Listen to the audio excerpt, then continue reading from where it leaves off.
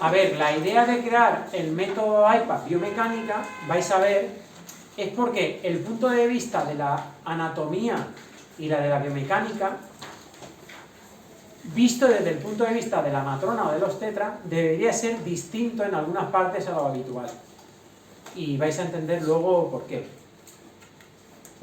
Lo suyo sería, pero si no tendríamos que estar 10 horas más hablando solo de esto, que es algo que os cuesta, es conocer no solo los 8 grupos musculares que intervienen en el proceso del parto, sino de cada uno de ellos, origen, inserción, funciones y cómo se mueven en cada plano. Porque es muy importante que tengáis en cuenta la posición en que luego vais a encontrar a la mujer cuando estéis en un paritorio. Porque si decimos que la mujer está en decúbito lateral, puede ser que realmente no esté en decúbito lateral. Y me explico. Si yo la pongo de lado, yo puedo pensar que está de lado, con lo cual la mujer está en un plano frontal y en un eje anteroposterior. Pero resulta que la mujer no está así, sino que se pone así.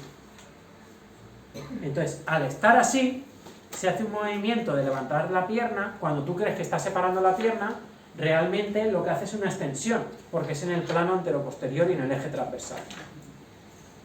Y luego hay que ver los grados de movilidad.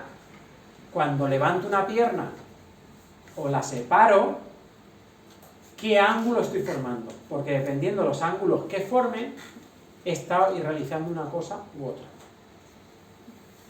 ¿Sabríais decirme los grupos musculares más importantes en el parto? Solo quiero que me digáis sí o no. No. Bueno, pues vamos a analizarlos, ¿vale? Referencias sobre la pelvis. La pelvis tiene una articulación cosofemoral, ¿vale? El fémur inserta en la parte del isquion, ¿vale? Y es una enartrosis. Una enartrosis quiere decir una parte cóncava inserta en una convexa y tiene todos los grados de movilidad en todos los ejes y todos los planos. Eso solo lo hace la cosofemoral, la articulación de la cadera, y la del hombro, ¿vale? Que es un movimiento de flexión, movimiento de extensión, abducción, abducción. La flexoextensión son en el eje transversal y la abducción y aducción en el eje anteroposterior. Y en el eje longitudinal hacen rotación interna y rotación externa. Esto lo paso rápido, ¿vale? Simplemente quiero que entendáis que la cadera y el hombro deberían de ser análogos a la hora del movimiento, ¿de acuerdo? Luego está la sacroiliaca, ¿vale? Que como luego veréis puede hacer movimientos de nutación y contranutación o de abducción y aducción de los isquiones y los ilios, ¿lo veis? Una abducción de los iliones cuando se separan los ilios y los isquios se aproximan, ¿lo veis? Y si se separan los isquion, los ilion se aproximan. Pero para eso estos ligamentos tienen que estar distendidos. Si no trabajamos movimientos que le den distensión a esto, esto está hecho un bloque.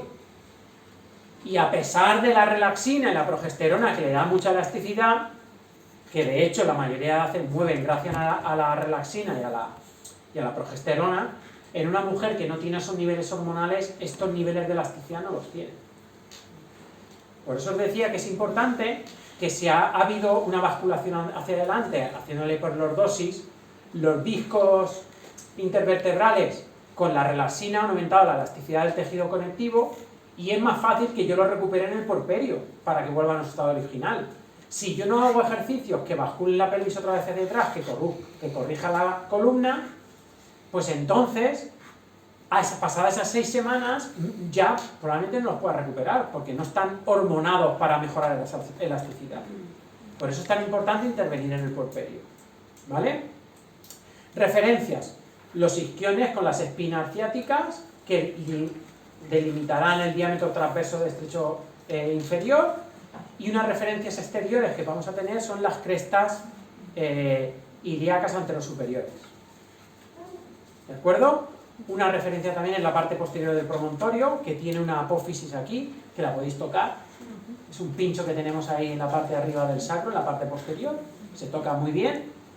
Es una forma para coger las referencias. ¿La habéis tocado todas? ¿Lo tocáis?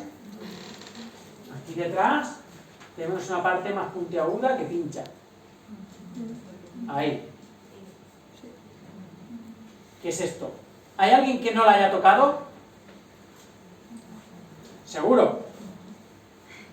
¿Vale? Los isquiones aquí y la cresta ilíaca antero superior ahí.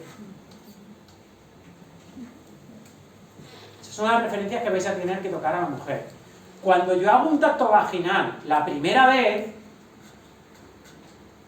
miráis si el cuello está posterior, está formado, si está cerrado, si tiene la bolsa íntegra, posición fetal, muchas cosas. Pero fijaros en el tipo de pelvis. Hay unas pelvis que se dicen platipeloide, pues más andrógina, lo que sea. Luego hay pelvis muy irregulares,